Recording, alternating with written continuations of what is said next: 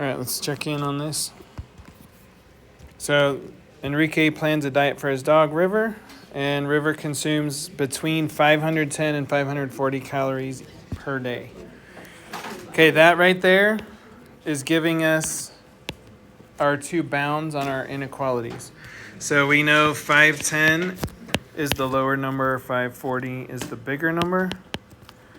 And this dog, River, is eating some amount in between there. Okay, River eats 1.5 servings of dog food. How many treats can she have? So I'm going to call treats T. And in terms of the dog food, she eats 1.5 times 320 calories each day. So 1.5 times 320 is what? 480. So she's eating 480 calories from the dog food. Okay? So right now we know that she's got that taken care of, 480 calories each day. And then how do we put in the part that we're solving for?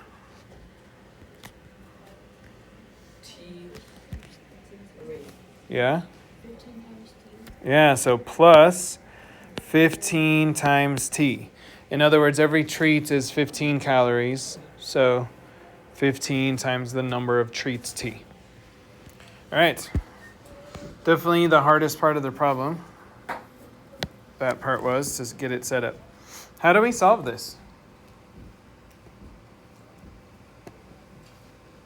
Yeah, Luis. Okay, start by we're just working to get that T by itself in the middle. So let's subtract 480 going both directions, outward.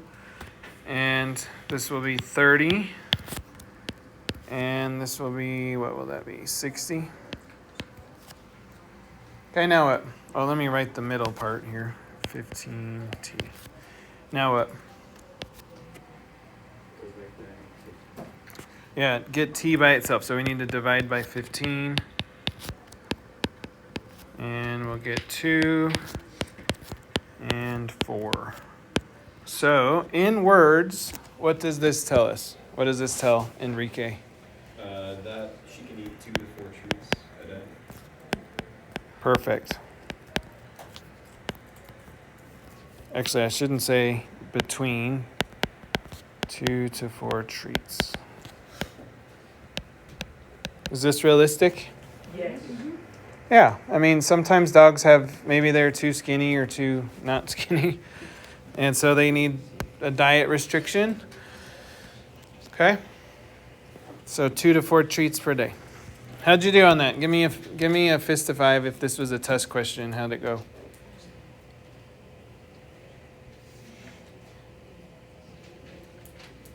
Okay. I just want to make sure you're remembering that you have a test on all of chapter 1 on Friday. Okay? On Friday. We'll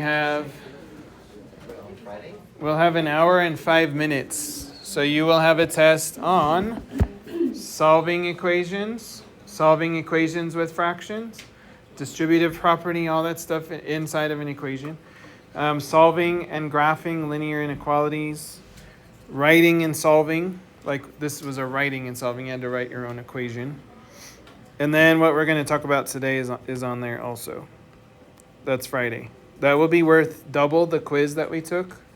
And so it's going to be a big part of your grade at this point. Friday. We're going to review tomorrow. I'll have a review for you. And then test Friday. So, were there questions on the homework? Let me show you the answers real quick, just for those of you who did it.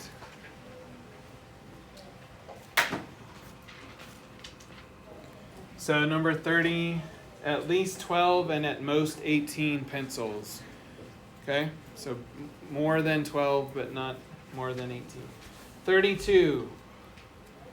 Gosh, that's hard to read. So 2.5 times 2x plus 7.5. That's your little equation rule. That's between 100 and 200. So 2.5 times, in parentheses, 2x plus 7.5. which gives you an answer of between 16 and a quarter and 36 and a quarter feet. So 0.25 is a quarter. All right, 34, you should have chosen D. Hopefully you had some justification and didn't just guess, but D. Okay, how'd those go?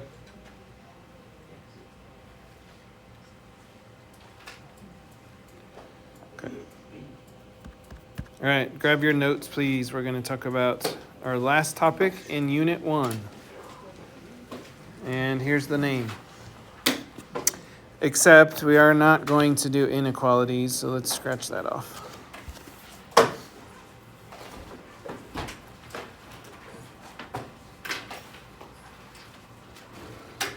Again, this is the last topic in this unit, but it will be on the test, so you'll need to study it pretty heavy tonight and tomorrow. Guys, what is absolute value?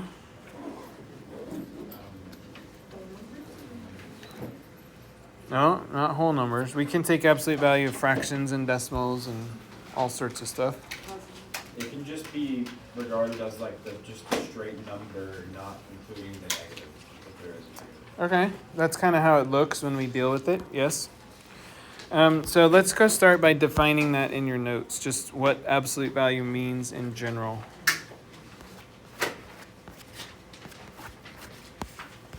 You dropped a piece.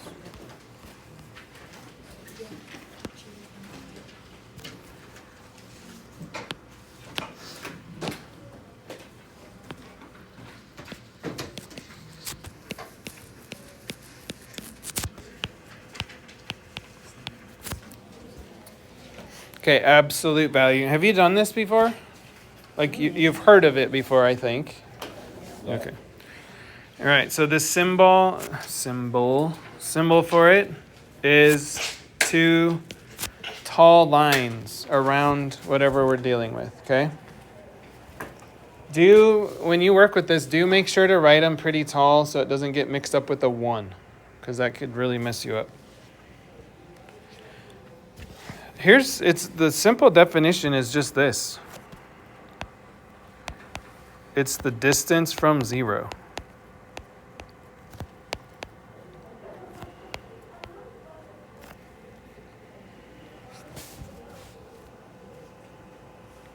Which, because it's a distance, is always positive.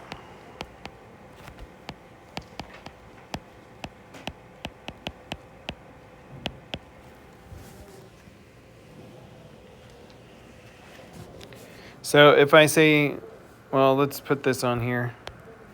Let's say absolute value of 6.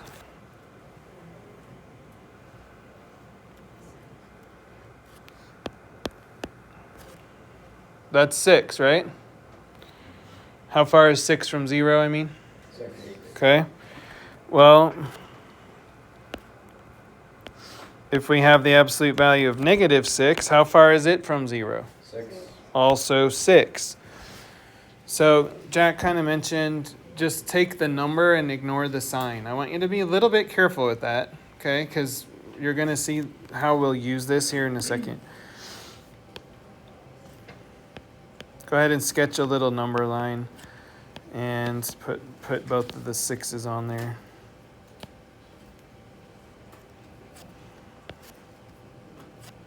Above the negative 6, I want you to say that's the negative. Actually, I need to make more room. Hold on.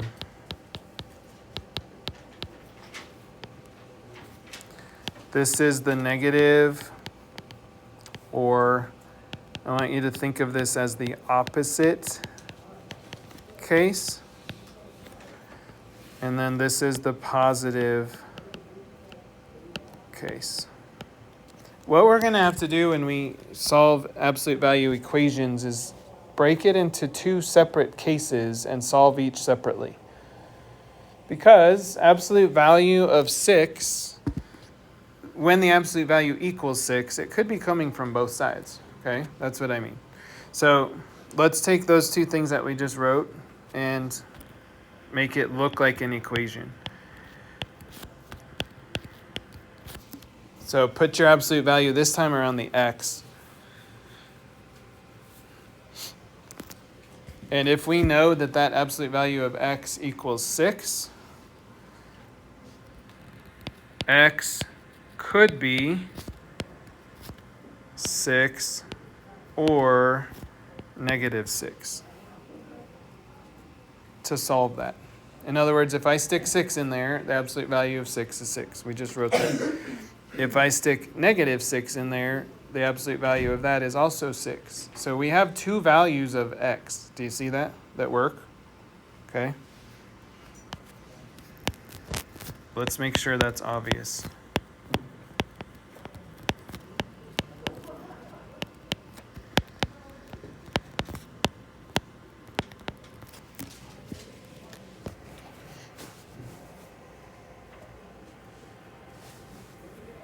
Somehow I deleted case over here, sorry.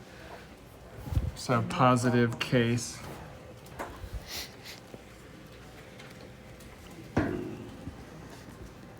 Okay, two values of x. We have the negative and the positive. So draw arrows to that. Which means we're going to have two separate answers in most of these. They're kind of interesting, these equations. Kind of fun to solve, I suppose. I'm going to say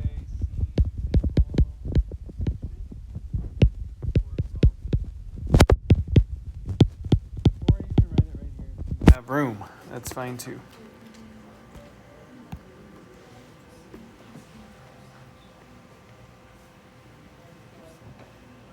If you're out of example boxes, this is the last stuff we're going to write right here. So if you want to use this, like these ones here, that's fine.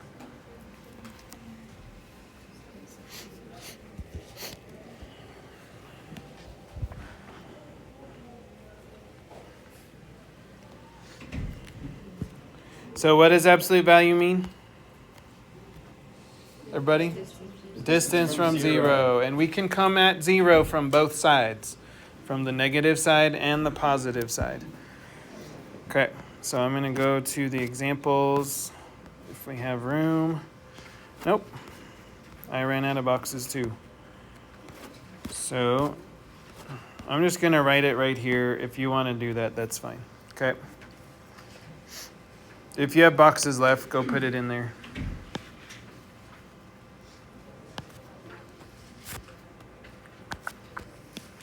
Sorry about that.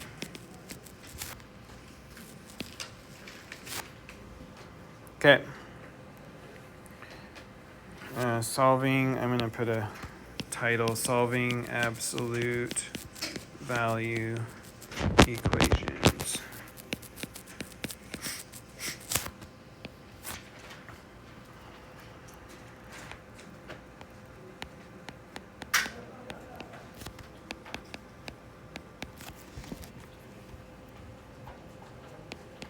Okay, so something like that. Go ahead and write that example down.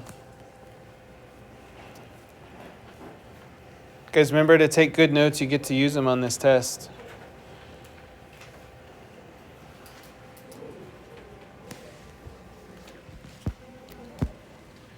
Can you look at this and tell me what x needs to be? No, it would be hard, right? I mean, if you sat and really thought about it for a while, you might be able to work it out. But we have a pretty standard set of steps that you follow in order to solve these kind. So step 1, and I'm sorry that my boxes aren't the same as yours if you're writing in that section. So I'll do my best to make it look similar. So step 1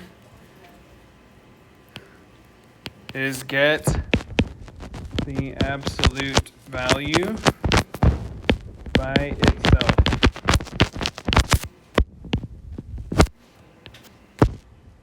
By getting rid of other super technical word here, other stuff. What do we need to get rid of for that absolute value chunk to be by itself? 4. We need to get rid of the 4 and the 3. Okay? How do we get rid of the 4? Sorry. 16 minus 4. Okay, we're going to subtract 4 on the left side. and subtract 4 on the right side. Remember, it's get rid of and then balance. Make sure you do it to both sides.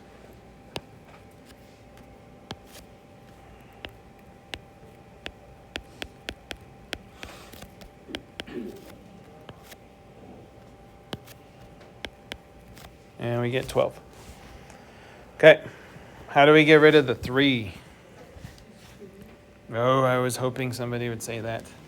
Can we distribute? Are those parentheses? No. No, okay. So please write this.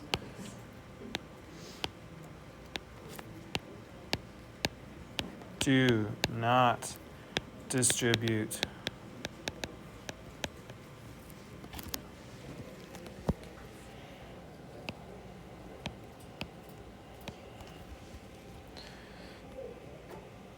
So absolute value is what we call a function, meaning it does something. It's got a job. It's like, I've about listed a bunch of things you probably don't know yet.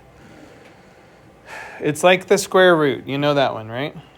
So I can't distribute on a square root because square root is a higher order function. That's how this is too. Okay, so we don't distribute. So how do we get rid of that 3 if we can't distribute? Subtract. Is it being added? But good thought. What is it being done? Like, what's being done with it? It's being multiplied, right? So we need to divide it off. So divide both sides by 3.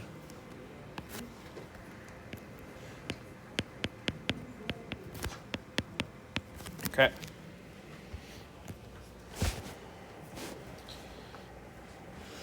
Just don't distribute. If it's absolute value over something and it's like division, then multiply to get rid of it. Don't distribute though.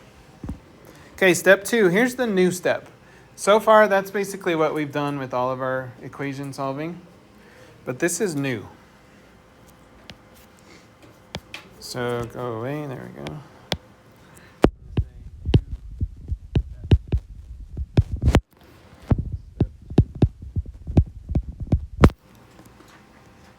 Scoot that up a little. Okay, step 2. We are going to split into opposite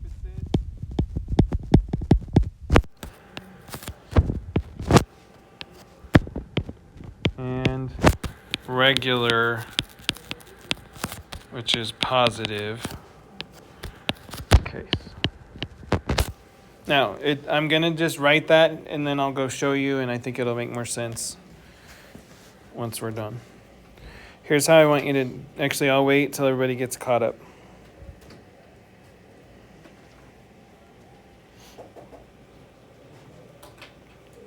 Because we know that we can come at this, like at the 4, that 4 could be negative 4 or positive 4. We have to account for both options when we deal with absolute value. Okay? So just to describe what we're doing, this could be negative 4 or 4.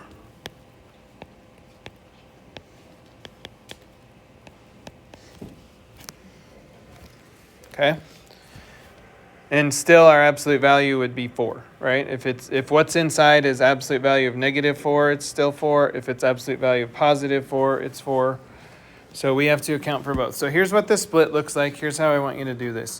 I want you to draw an arrow and call this case the opposite.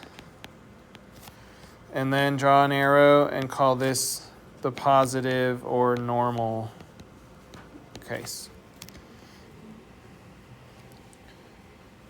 Okay.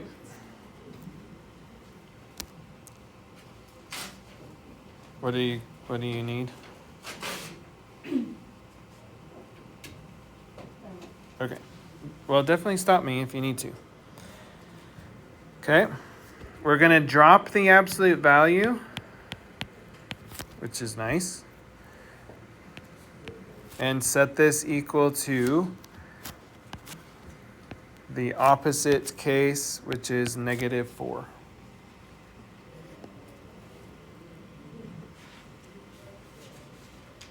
That's the one coming into 0 from the left.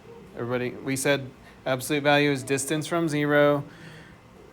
Here, I'm going to zoom this just for a second. Does everybody agree that from this -4 to 0 is 4, right? So we just wrote that case, the negative or opposite case. We said take the opposite of what's over here. That's this case, okay?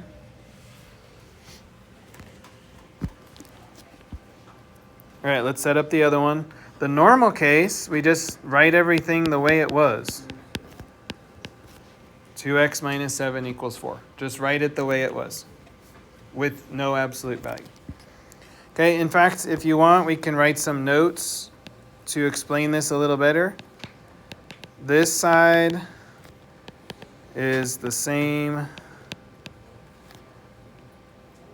but drop the absolute value.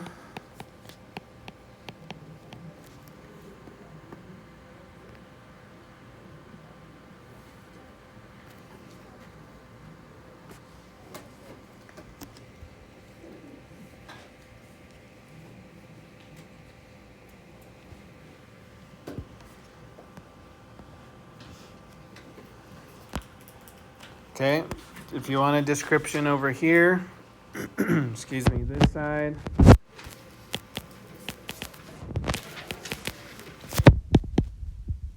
Drop the absolute value.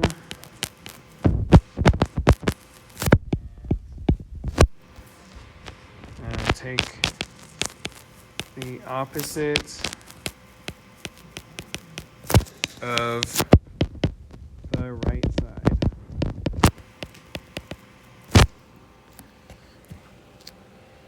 Or whatever side your absolute value is not on, take the absolute or take the opposite of that. Okay, I'm going to give you a second to write those down. I know that was a lot of words.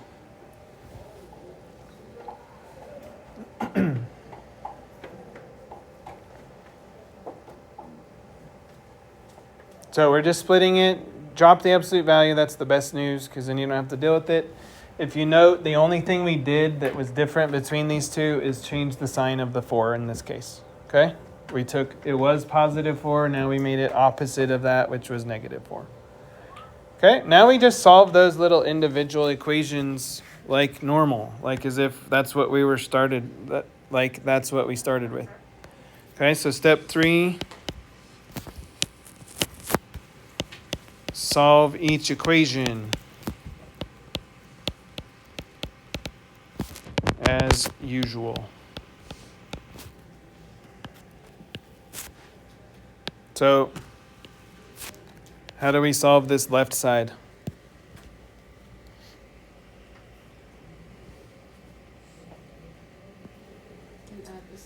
Yep, so +7 on both sides.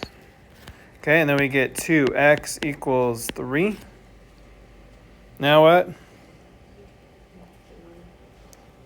Yep, divide by 2. And we'll get x equals 3/2. So that's one answer. Okay, let's do the other side. By the way, you can draw a line down the middle just to keep it organized. I actually usually do that. Okay, what's a good first step on the other side? Get rid of the 7. Yeah, same step. Add 7 to both sides. We'll get 2x equals 11. Divide by 2. And we get x equals 11/2. So if we plug either one of those back into the original, it's going to give us an absolute value of 12. Sorry, not 12. The original was 16. Okay. Get it by itself, split to the two cases, solve those two cases. It's literally the same process every time. Those little steps might change a little, but the process overall is the same every time. What do you think? It's not bad, hopefully, especially after you do it a few times. So let's look at another example.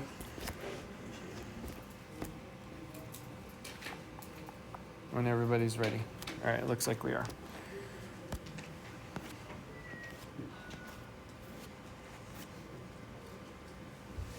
Okay. So let's do this one. You can write this down if you want, or just follow along on the screen. I will post them. So we need to get the absolute value by itself, step 1. What do we do in this case to do that? Subtract 2 from both sides. Okay, so then we have 5 equals absolute value of x.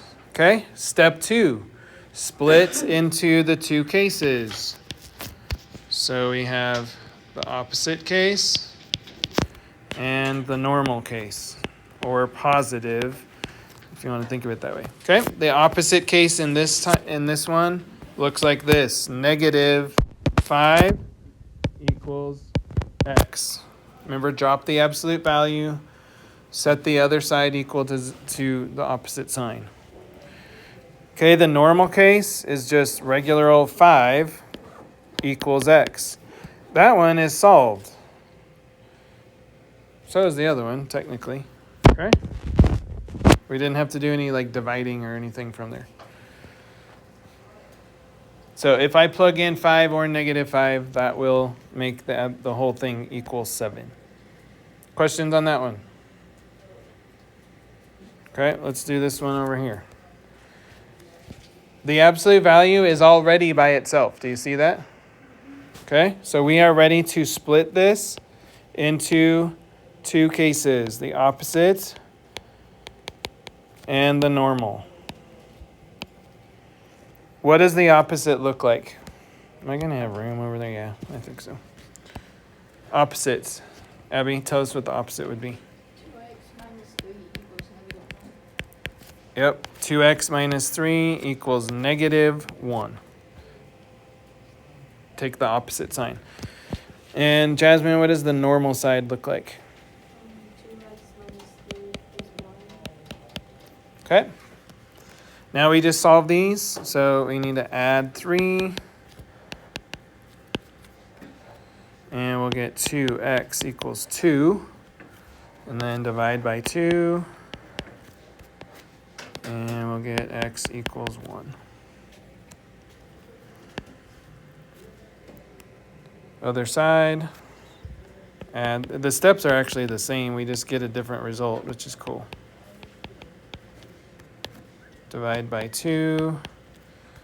And we get x equals 2. Okay, so 2 answers. How does that feel to get 2 answers from one equation? Kind of interesting, huh? Do you feel ready to practice this? We'll do that one as a starter tomorrow. And that one. Okay.